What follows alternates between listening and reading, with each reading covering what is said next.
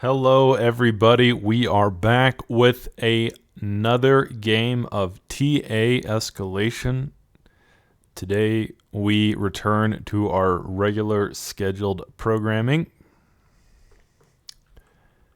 And it is a 4v4 on a map called Moho Fortress. I have never cast this map before. I've never even seen it.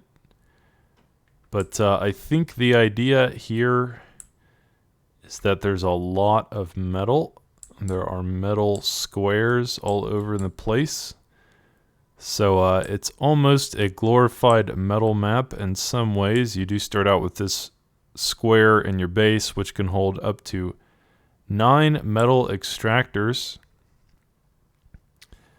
That's a lot. That's a lot of metal extractors that you get for free at the start. And then, of course, you have this extra one as well. Uh-oh, what's going on with my... There we go. So, then you have more metal spots in the mid here, some smaller ones. Overall, just metal everywhere. And the players just doing a pretty traditional start. It looks like this is not a win map because everyone is going solar collectors. But here at the beginning, I think we can just assume that the players will be getting their raging ecos online and then going from there. So let's introduce our teams. On team 1, the top team, which we'll call team 1, it's Gully, the light blue core commander. We've got Korb, the dark green arm commander. We've got Nope, the blue core commander. And we've got Ivan, the red arm commander. And on team 2, the southern team, we have Root, the brown core commander. We have Kalterin, the yellow core commander. We have Lost One, my infamous rival, the pink arm commander, and 19 Angel, the orange core commander. So overall, guys, I don't know much about how this game is going to play out. I can assume that given that it is this extremely metal heavy map with metal squares all over the place, that it will be a quite a macro game. We can probably expect some hardcore teching up, some T3 battles perhaps. That would be really interesting to watch this game devolve into a T3 show match. I would certainly love to cast that. This is a well-designed map. You have like a little farm here. There's even a well and some houses. Looks like with straw roofs and a granary. Really well done. Really well designed. But yeah, as I said, for now, the players not even bothering to send units at one another. This is a no rush 20 minutes type of situation. No, I'm just kidding. I don't think there's any rule that they've agreed upon that would prevent them from attacking one another. I think that on this map, there's just quite a distance between the two players, but, you know, to be honest, there's not even a single light laser tower. The northern team could easily push down. But, no, both teams deciding that they're perfectly content to just tech up, secure their resources, and get to the next level. Already we have see who is this. Root going to that T2 economy. He will reclaim his solar collectors and most likely build a Moho extractor here.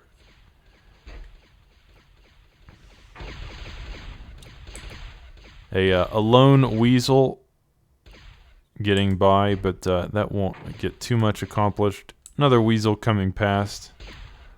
But yeah, these players are being unbelievably greedy. Not even a light laser tower in the north. Finally, the south lost one, building some light laser towers here to ward off any raiding aggression. But this is quite a bizarre map, I have to say. This is going to be a macro battle indeed. The players have basically just ignored each other. The teams, rather, have just ignored each other. Aside from a few little scouts, a few weasels that really seem to be more designed for scouting missions than anything. He's just sending them on a sending weasels on a loop to maybe perhaps to see what their opponents are up to. I'm not sure this is the most efficient use of weasels. If I'm being completely honest, he might do better to actually build some air scouts. Those can actually fly over the terrain.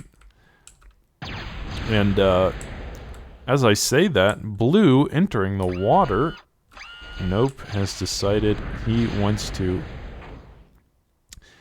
get his proverbial feet wet. And so that is going to be the next stage in the evolution of this game.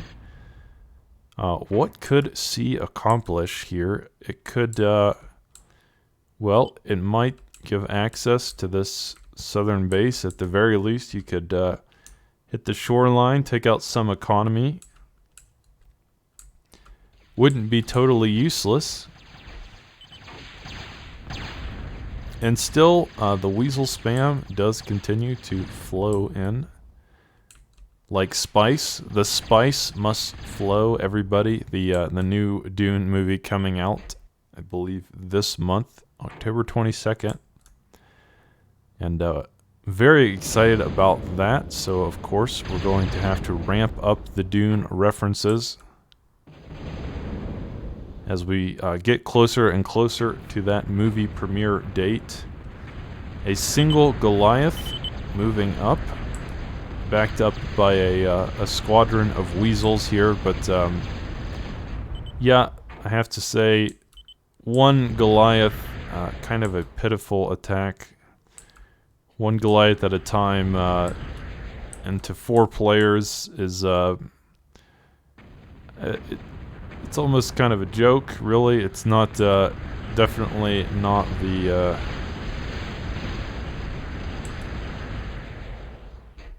the size or composition of army that you would need to, I mean, really, I feel like Root is trolling at this point. He's just kind of sending his units almost on a, he's just sending them after they're built on a build path straight into the enemy base, one by one, not even grouping them together. Just sending them in a stream, almost like an AI.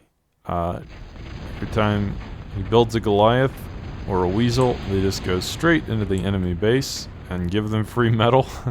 That's essentially what's happening here, guys. Just free metal for the opponent. But yeah, the game not quite loud enough here, guys. Let's turn it up a bit.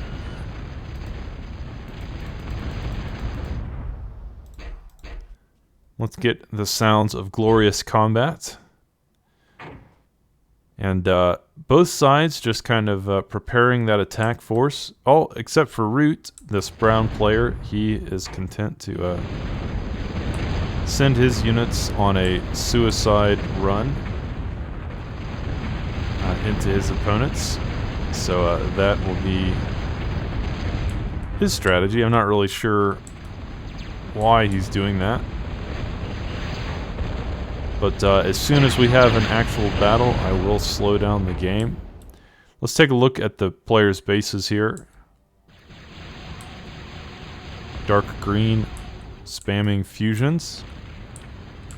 Definitely going more of an eco route there, and already proceeding to T3. Ivan as well, proceeding to T3. And here we have a hurricane drop, just a little harassment there. Take out some thuds and maybe get some work done on these Zeuses. But yeah, it does seem as though the battle may begin in earnest here. Turn down. I'm going to slow down the game. Guys, I hope the sound isn't too loud, but yeah, as of now, there is a giant battle between Zeuses, Reapers, and Slashers here in the north. We've got some Phoenix as well, doing those bombing missions. The Phoenix belonging to Team 1, so Team 2 at the moment has 0 air defense to speak of. No anti-air at all in this force, so those Hurricane, the T2 bombers, will be able to jaunt around this battlefield with impunity and simply bomb anything and everything they would like. So I would say the first attack from Team 2 didn't go over that well. It certainly wasn't that successful. They're definitely going to have to defend themselves. I mean, they're going to have to prepare better than that.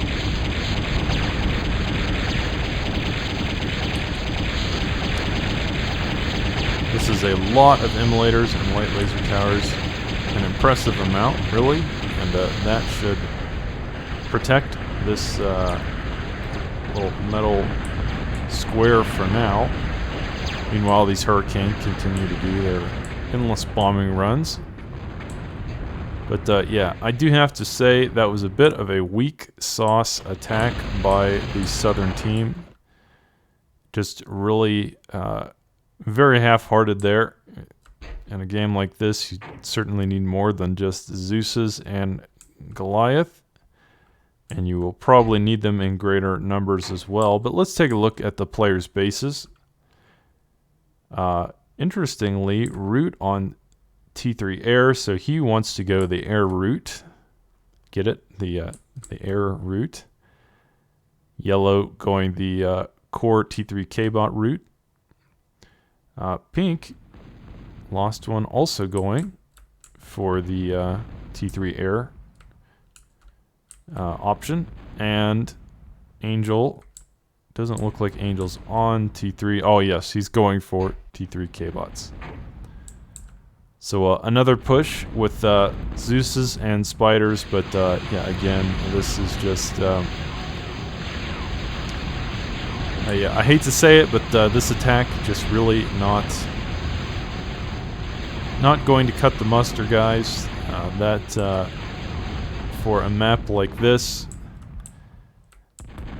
an army of Zeuses and Spiders, really not going to be enough to break through that gauntlet in the middle, that gauntlet of defenses.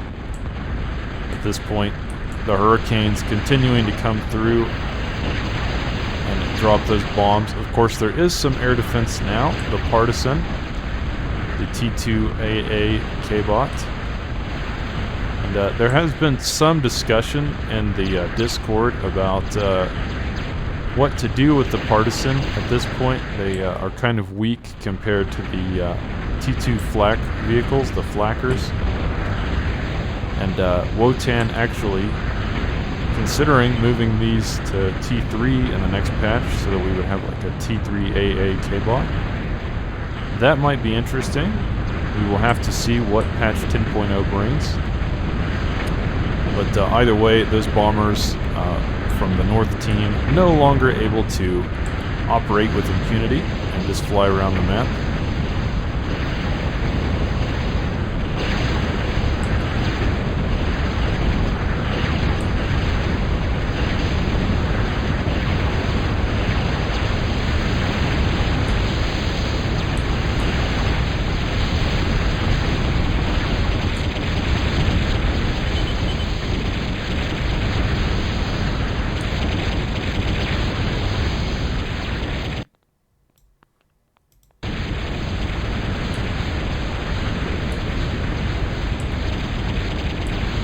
Another wave of bombers coming in here. They're going to hit the sumo. Nice job. Nicely done there. And T2 bombers are quite disgusting to watch. They have such a large AoE compared to... the original game that they can even bomb armies very effectively. And we've been seeing this all game as the goalie with some nice control.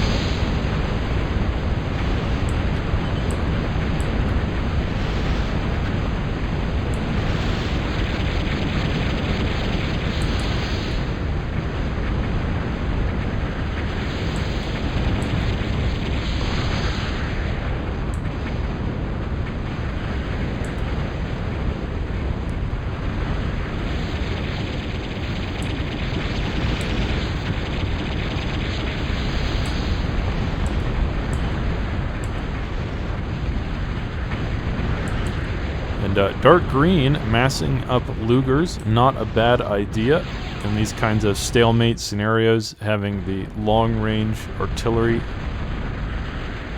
can be very effective for sieging your opponent, winning a war of attrition. And yeah, that could definitely make the difference in these battles, depending on how he uses them. Let's see, Corb with the Luger spam. Also building some Centurions as well, the T3 arm, very heavy assault tank. But I have to say, golly, getting some great bombing done throughout this game.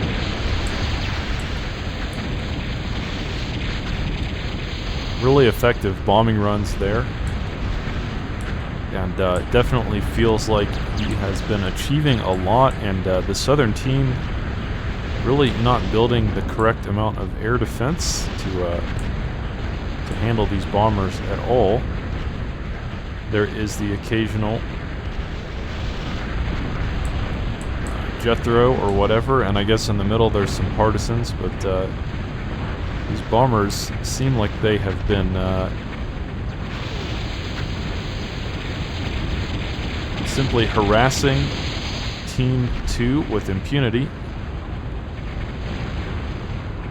bombing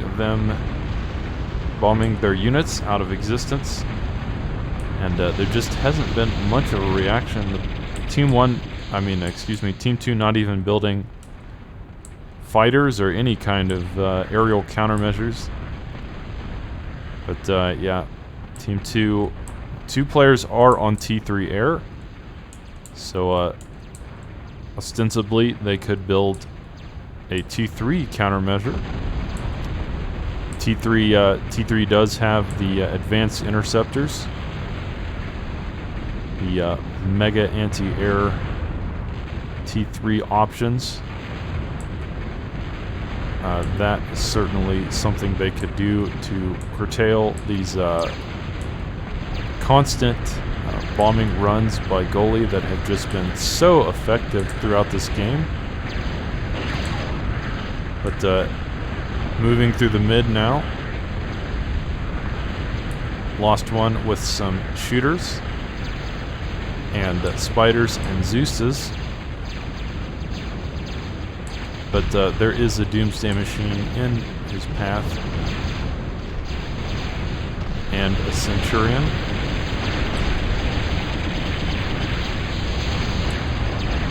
And some more bombers as well.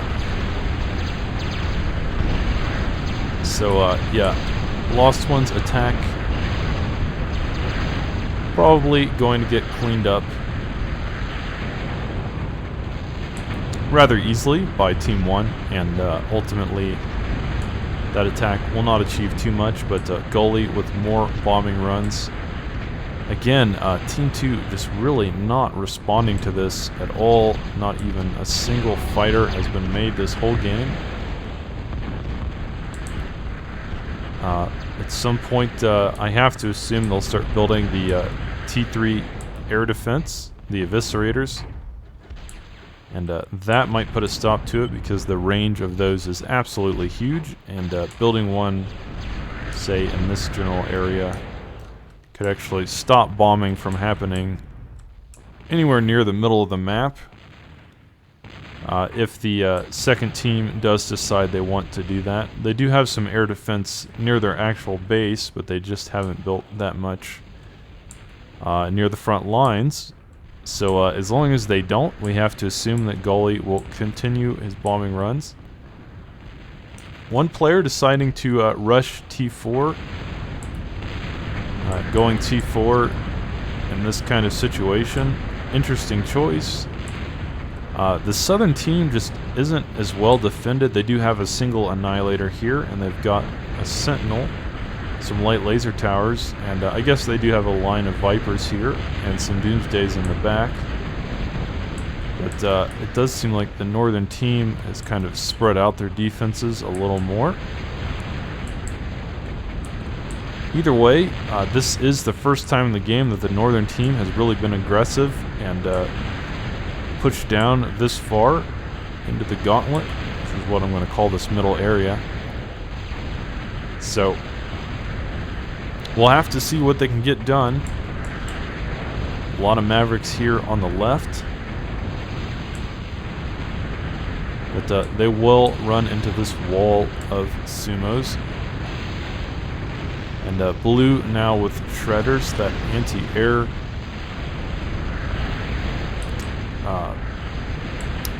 T2 anti-air cruiser. But to be honest, I would much rather see him building battleships, something that could attack the land. He is now going to T3. He's going to skip battleships completely and go for that T3 shipyard instead. And certainly with T3 ship tech, he could build some naval options that would absolutely decimate the shoreline and take out anything within a 10-kilometer radius of the sea. So it will be interesting to see if Nope does get this capital shipyard online and then is able to build some T3 naval tech out of it, and that might be a game changer depending on how that goes. But yeah, at the moment the players still being pretty passive overall, I have to say. Still upgrading their economies. This is more antimatter reactors than any one player has any right to build. But if he is going T4, which, yeah, Calterran going T4, that's not that out of the ordinary, I suppose. You're going to need a lot of energy to maintain that T4 tech. And an Empyrean on the battlefield now. And it's weird because it seems like red is building T4 as well, but building it near the front line. Not sure about that. Perhaps it can get to the enemy base more quickly, but the downside is that it's also easier to kill when it's this close to the center of the map, as opposed to leaving it in his base. And ultra aircraft hangar. So both teams on T3 air, but we just haven't really seen much of it.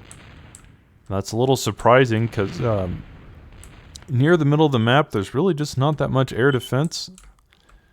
Some well-timed T3 air attacks could certainly make the difference in this game. An Aurora bombing run would be welcome.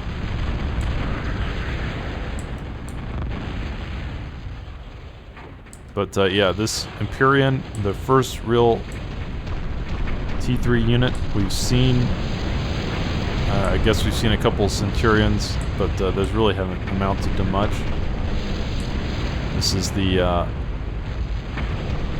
biggest T3 assault we've seen this game, and The Empyrean is definitely one of the upper limit, one of the higher level T3 units.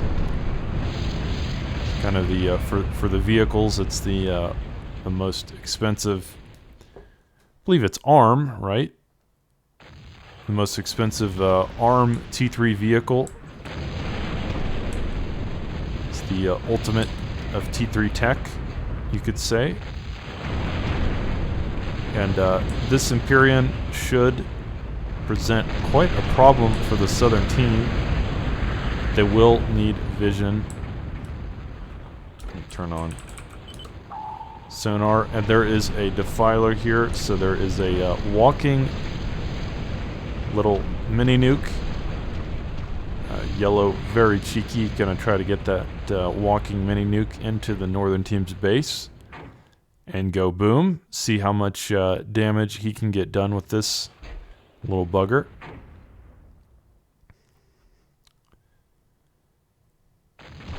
And Root now building an Intimidator on the front line. And a Buzzsaw. Is also being built in the front line. So, yeah, these Doomsday machines can outrange the Lugers, but can they outrange the Empyrean? That I'm not sure about. Either way, the Empyrean definitely going to want to get in range of these defensive lines so it can start releasing its plasma shells. This Defiler still making its way onto the land, but those Cyclones will easily take care of it before it can cause too much damage. And the northern team definitely kind of attempting to box their opponents in. Orange now moving through, moving to the west. This army of sumos.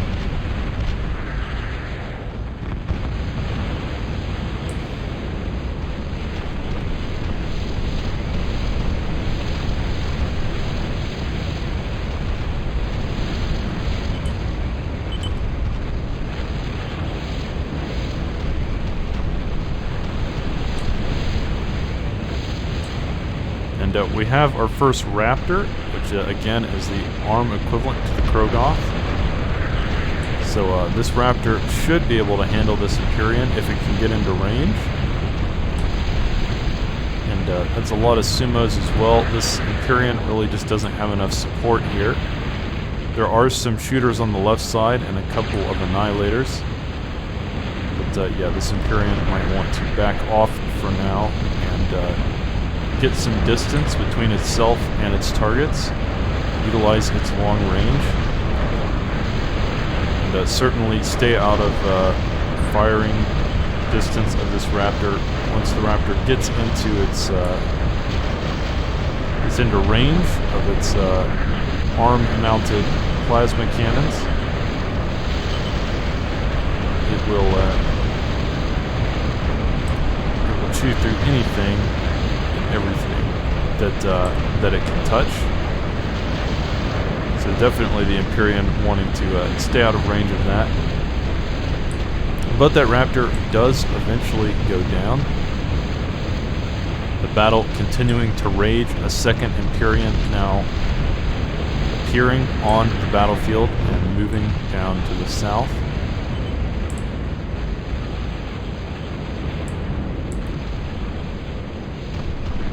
And yeah, these Empyreans are going to be very hard to deal with. The southern team needs an answer to these pronto, because these land battleships, that's essentially what they are. They are rolling battleships. They remind me a lot of Fat Boys from the Forged Alliance series, the UEF experimental Fat Boy. They are a rolling fortress, and they are absolutely terrifying to deal with on the battlefield. So does the Southern team have an answer?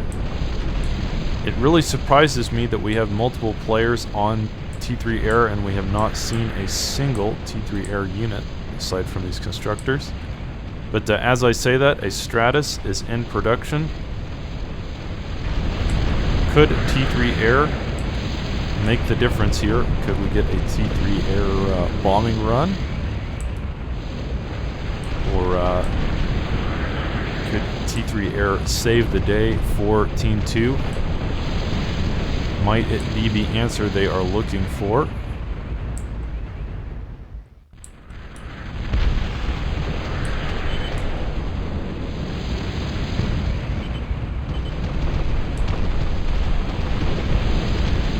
Another Raptor making its way up the battlefield. And there are a lot of toasters, guys. A lot of toasters. And some Mortys. And some Doomsday machines.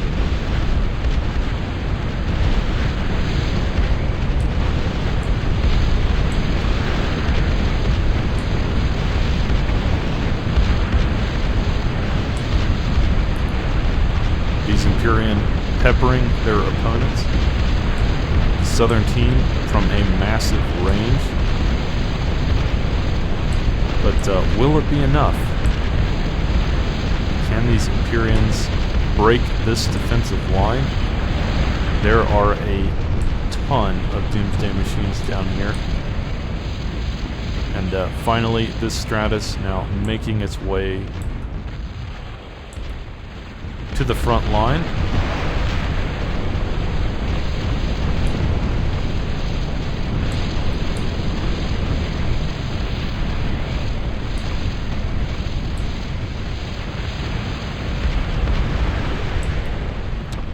A Tick now on the battlefield. Tick is the T4 crawling thermonuclear bomb. These will essentially, they exist to explode. Simply walk into their enemy team's base and self-destruct and take out as much as they can in their death explosion. And yeah, the Southern team has been working on this Zenith for a long time. It must be very expensive. I think it's like T4.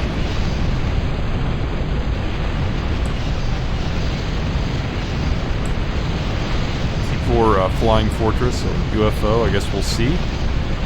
The Stratus now moving into combat. But there's a lot of air defense here.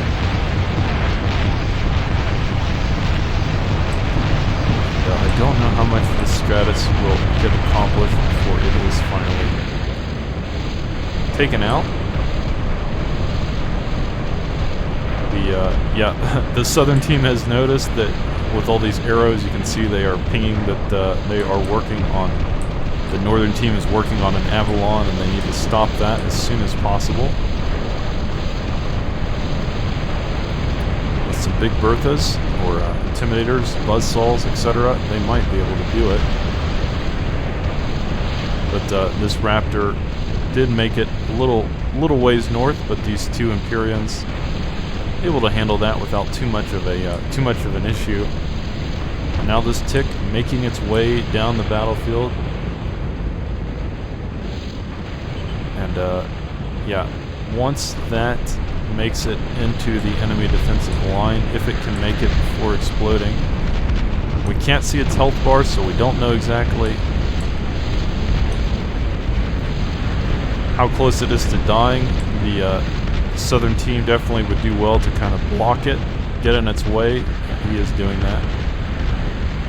If they can stop it from moving, stop it from advancing. Oh my god. Look how much it took out when it finally died. It unfortunately didn't really get close enough to hit most of the Doomsday machines, but definitely got some work done there. And another Tick might be able to do the trick. And here it is. It has kind of a cloaking feature, but yeah, ultimately that is going to move down the battlefield.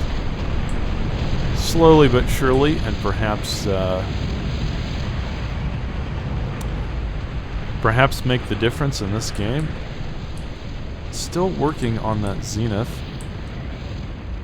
I have no idea how much health it has because the player list is bugged, so I can't see. I cannot see how close that is to completion. But as with all things T4, they are very expensive and they take a long time to build. But should they enter the battlefield, they are often game-ending units. Of course, the tick, I believe, is also T4, but it's the tick is a lot less expensive than most of the T4 options, and it really just exists to die, to get into the opponent's base and explode.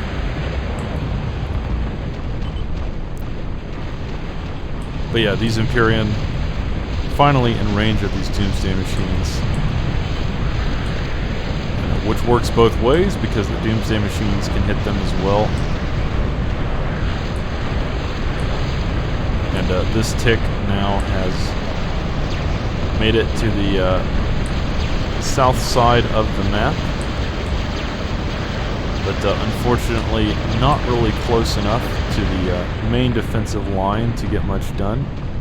However, it will take out most of this army and a few defenses there.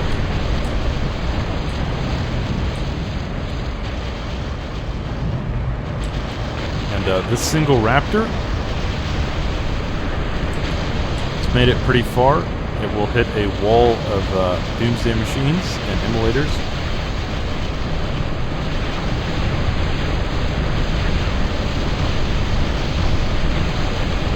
Before it finally does go down. Third Empyrean on the field, and another tick moving down to the south, and a Krogoth also coming onto the battlefield as well, moving into the north. So, yeah, another tick.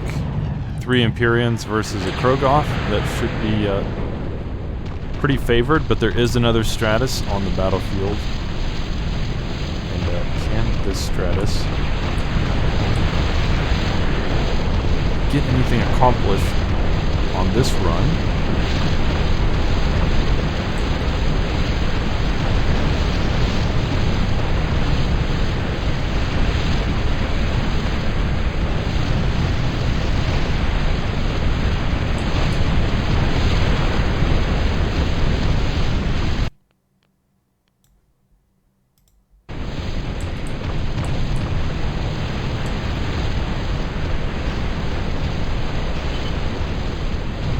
That tick is now in range. Oh my god, that was a massive explosion. And it will die and get the Krogoth. It will take about a third of the Krogoth's health. This Empyrean getting pretty low.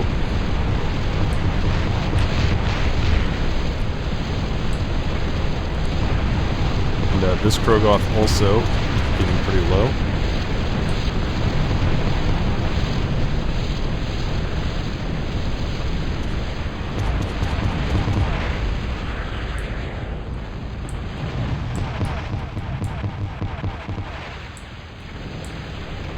Finally, this Avalon is complete, and we have seen in the past that Avalons do win games. This T4 monster tank now moving down the battlefield, supported by Empyreans.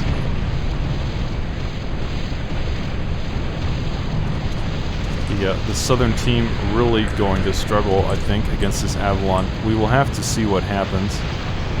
It is getting pathing blocked by this experimental construction hover.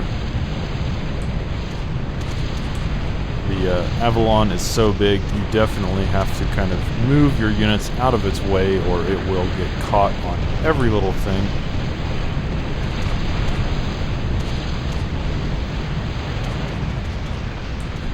And how is this Zenith doing? It feels like that thing has been building all game. And certainly we would love for him to finish that so we could see it in action, but will he even survive long enough? These Empyrean moving down the battlefield, and this Avalon slowly but surely making its way into the action. Will the Southern team be able to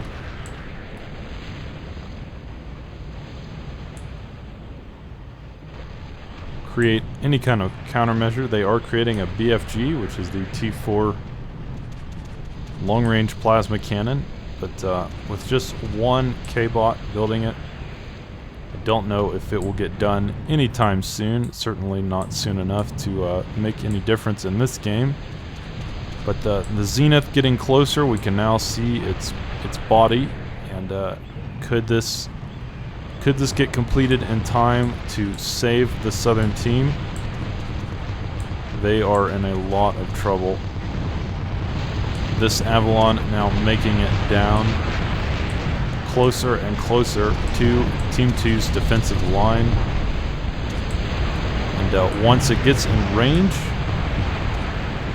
of these Doomsday machines and such, it should be able to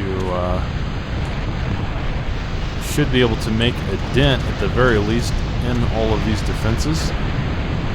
But of course the Southern team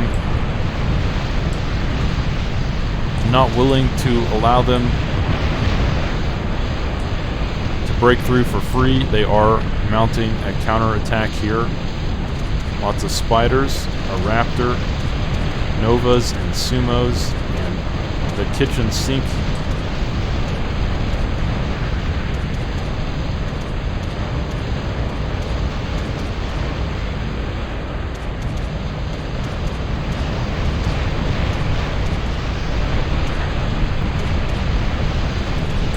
There is a lot going on. Even this Avalon struggling to break through. There's so much defense, and there is such a reactionary force.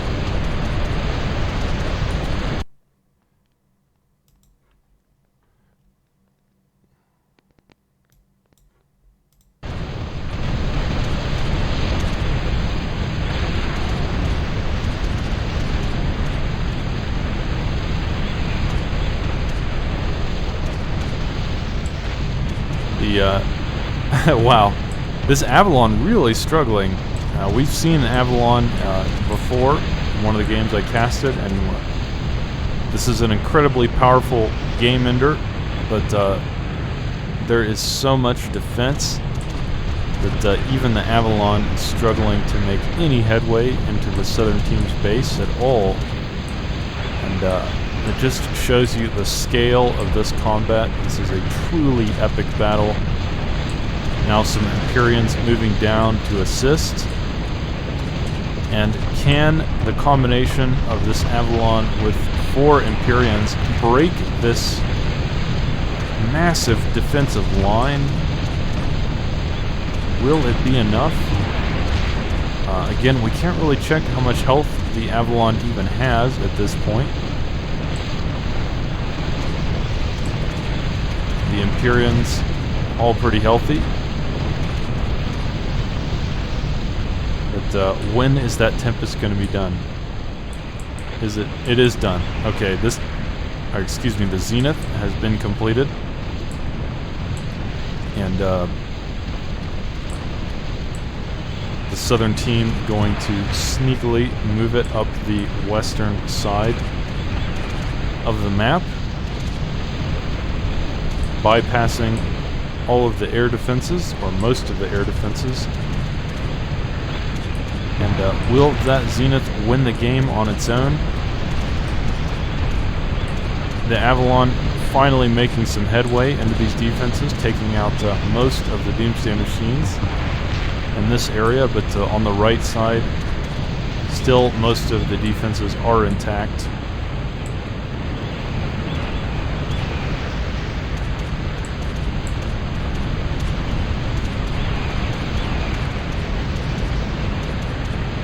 Pink telling the telling the yellow player to go for a calm kill with the Zenith.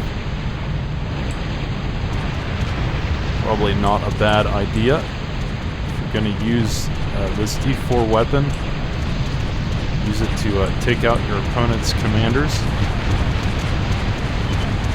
But yeah, this Zenith, it's the first time I've ever seen one of these. Truly awesome.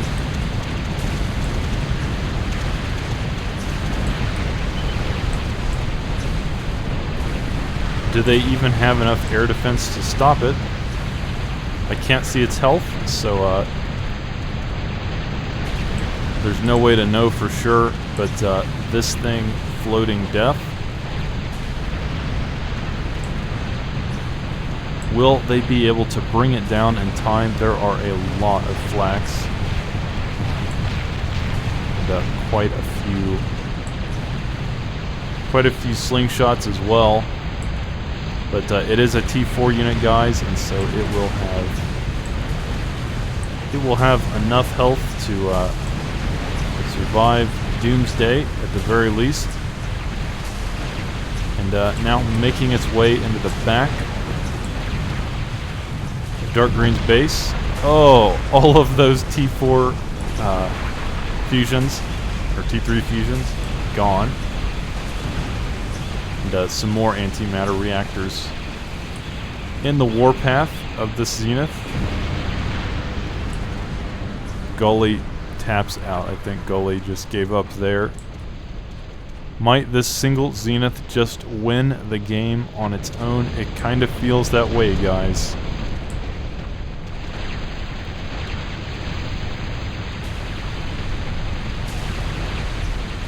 Even the Vindicator struggling.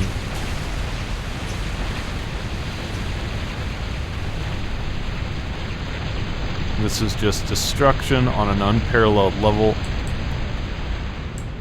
This Zenith, I cannot believe how powerful it is. It seems to have just won the game on its own. The northern team, which was definitely ahead, not able to build the countermeasures or construct the countermeasures that they needed to handle this T4 monster, this floating saucer of death.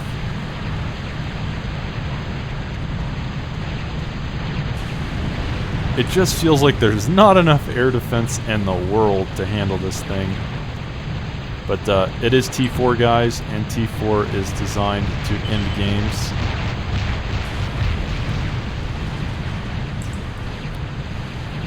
So, wow. Yeah, Calteran definitely making the right decision. This Zenith took, it felt like the entire game to build. Probably at least 30 minutes of game time. It will finally die, but look at what it took with it. And the Avalon, in the meantime, being cleaned up with some decimators and rapiers. But look at what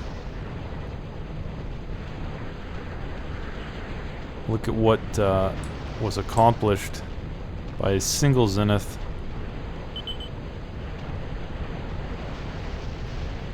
Just total destruction. The whole northern team's base essentially gone, except red. There's a little bit left, but ultimately, I do think that will be the end, guys. That one Zenith is all it took to cause the northern team to crumble.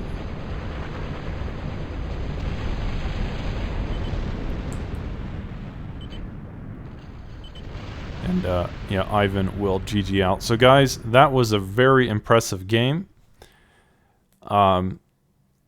On this map, you know, there was a lot of building up, and you know, just a lot of